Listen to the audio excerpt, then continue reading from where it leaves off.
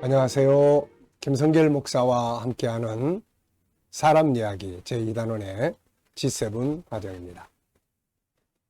이 시간은 이제 3-1회가 되겠습니다. 본 교재로는 37페이지가 되겠습니다. SQ의 영역 1, 신앙 두 번째, 하나님과 관계의 중요성, 기적. 자, 우리가 SQ의 영역은 총 6가지로 분류되어 있습니다.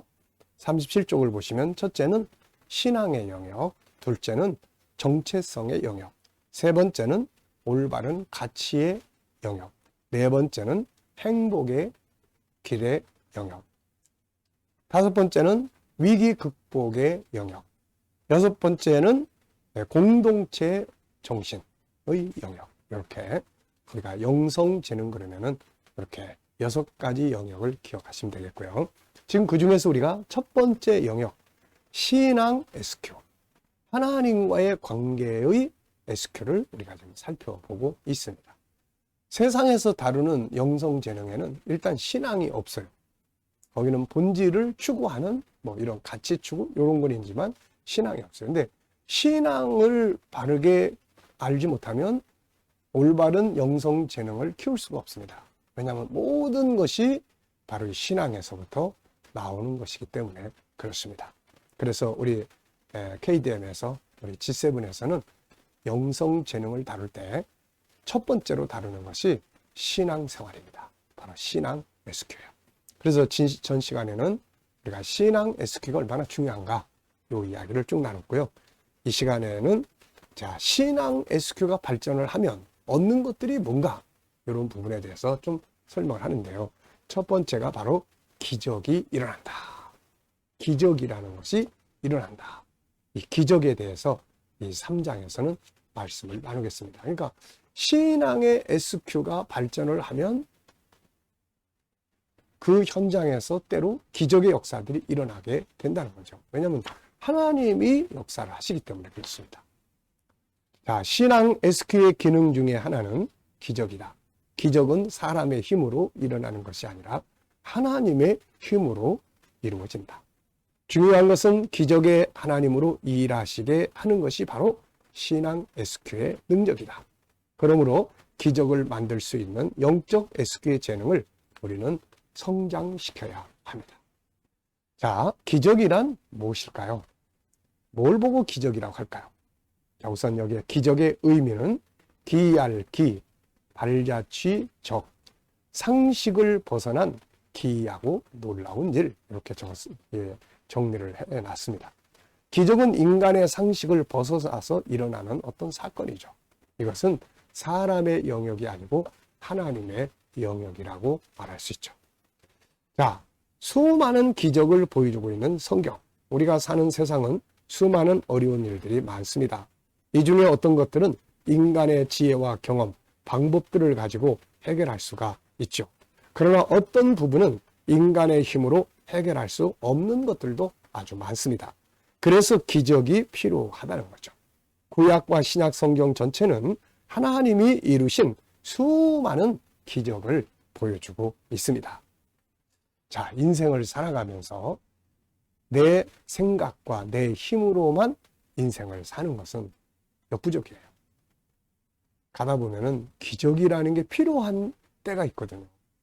그때 하나님과의 영적 관계를 잘 맺고 사는 사람들은 그때 하나님의 기적을 경험할 수 있는 기회가 되는 거죠.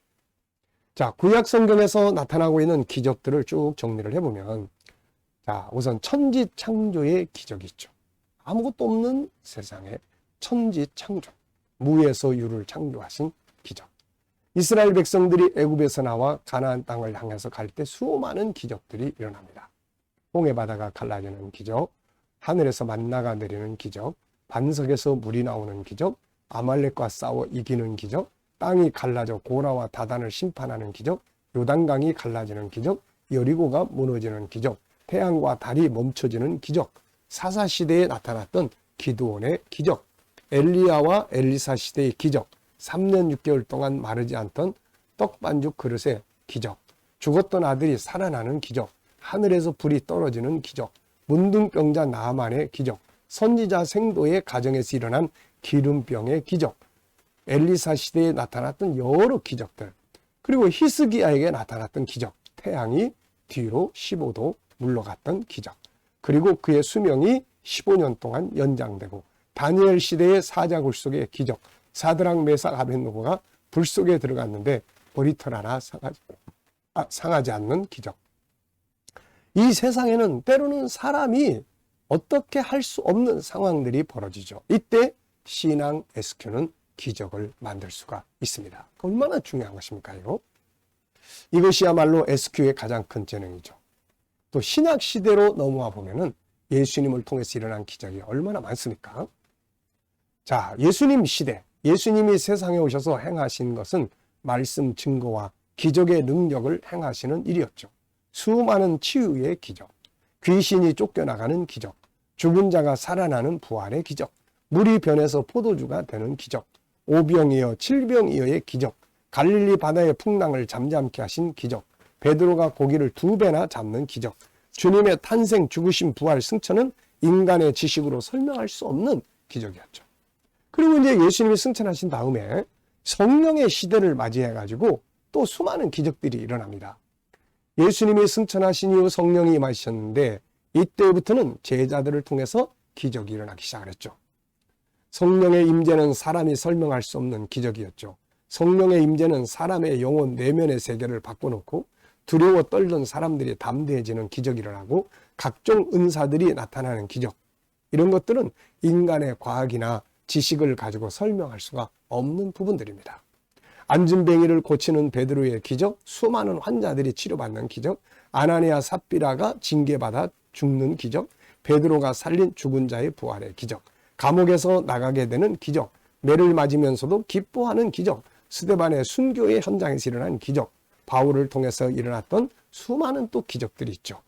다메섹에서 예수님을 만난 바울의 기적, 1차 선교에서 일어났던 기적들, 2차 선교에서 일어난 기적, 빌립보 감옥에서 기적들이 일어나고 귀신들이 쫓겨나가고 로마에 가는 과정에서 일어났던 많은 기적들이 또 있었습니다. 멜리데 섬에서의 독사 물렸지만 죽지 않는 기적, 치유의 사건들.